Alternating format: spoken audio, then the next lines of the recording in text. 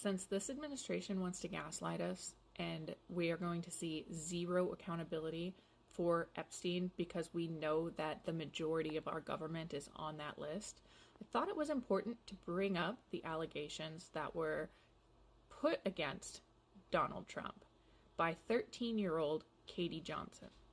And I'm going to read directly from the court documents. Remember, she dropped this case because she was afraid for her life. There are many witnesses who also attest to her account.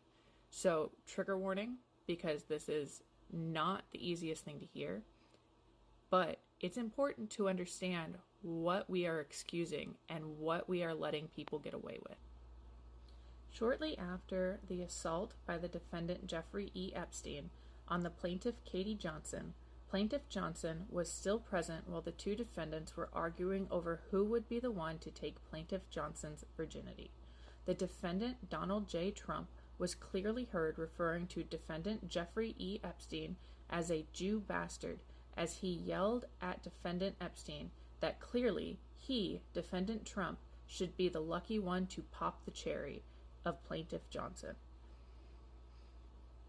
The third and final assault by the defendant Jeffrey Epstein on the plaintiff Katie Johnson took place after Plaintiff Johnson had been brutally and savagely raped by defendant Trump. When receiving another full-body massage from Plaintiff Johnson while in the nude, defendant Epstein became so enraged after finding out that defendant Trump had been the one to take Plaintiff Johnson's virginity that defendant Epstein also violently raped Plaintiff Johnson.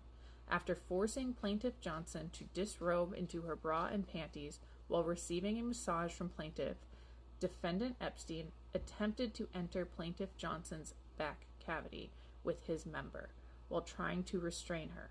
Plaintiff Johnson attempted to push defendant Epstein away, at which time defendant Epstein attempted to enter Plaintiff Johnson's front cavity with his member. This attempt to brutally rape Plaintiff Johnson by defendant Epstein was fully repelled by Plaintiff Johnson, but not before defendant Epstein was able to achieve climax. After perversely raping the plaintiff Katie Johnson, the defendant Jeffrey Epstein attempted to strike her about the head with his closed fists while angrily screaming at Plaintiff Johnson that he, defendant Epstein, should have been the one who took her cherry, not Mr. Trump, before finally managing to break away from defendant Epstein.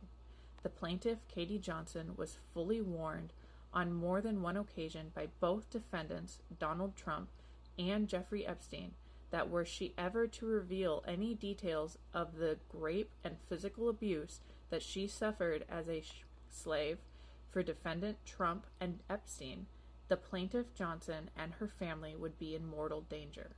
Plaintiff Johnson was warned that this would mean certain death for herself and Plaintiff Johnson's family unless she remained silent forever on exact details of the depraved and perverted rape and physical abuse that had been forced to endure from the defendants.